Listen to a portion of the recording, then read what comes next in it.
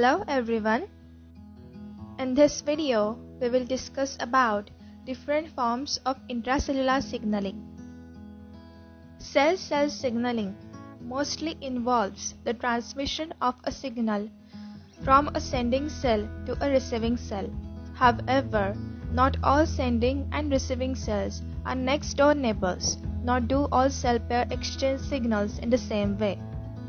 There are four basic categories of signals found in multicellular organisms, that is paracrine signaling, autocrine signaling, endocrine signaling, and signaling by direct contact. The main difference between the different categories of signaling is the distance that the signal travels through the organism to reach the target cell. Let us explain about this signaling. First is paracrine signaling.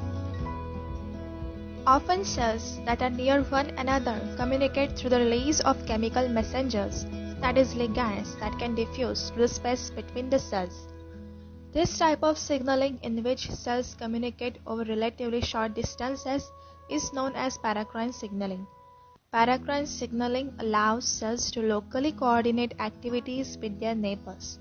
Although they are used in many different tissues and contexts, paracrine signals are especially important during development when they allow one group of cells to tell a neighboring group of cells what cellular activity or identity to take on.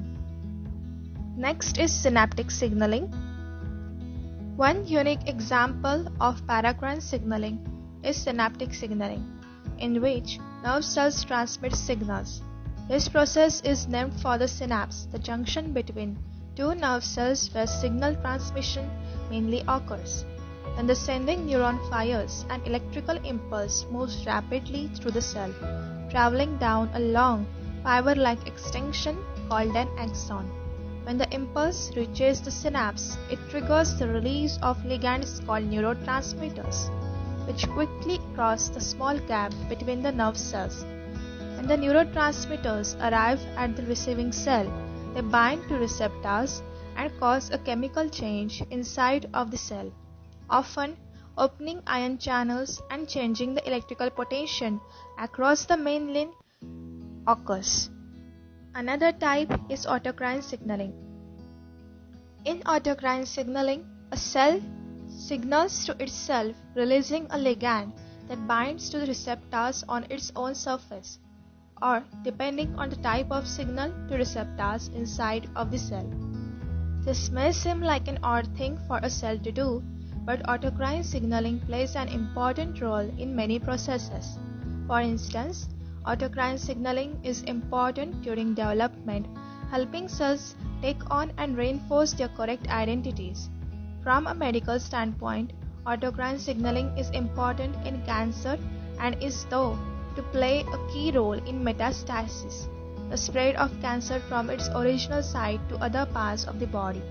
In many cases, a signal may have both autocrine and paracrine effects, binding to the sending cell as well as other similar cells in the area. The last type of signaling, endocrine signaling. When cells need to transmit signals over long distances, they often use the circulatory system as a distribution network for the messages they send. In long-distance endocrine signaling, signals are produced by specialized cells and released into the bloodstream, which carries them to target cells in distant parts of the body. Signals that are produced in one part of the body and travel through the circulation to reach far-away targets are known as hormones. In humans, endocrine glands that release hormones include the thyroid, the hypothalamus, and the pituitary, as well as the gonads, that is testes and ovaries, and the pancreas. Each endocrine gland releases one or more types of hormones, many of which are master regulators of development and physiology. For example, the pituitary releases growth hormone GH, which promotes growth particularly of the skeleton and cartilage. Like most hormones, growth hormone affects many different types of cells throughout the body. However, cartilage cells provide one example of how growth hormone functions, that is, it binds to receptors on the surface of the cell and encourages them to divide. Lastly, let us summarize the signalings.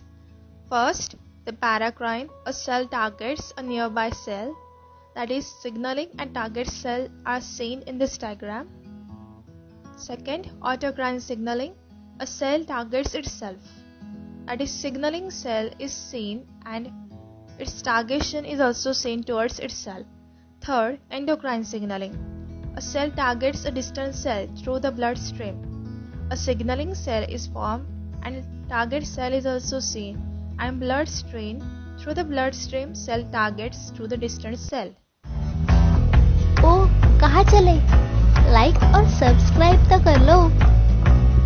अभी कर ही दिया है तो bell icon पर भी click कर दो। Thank you.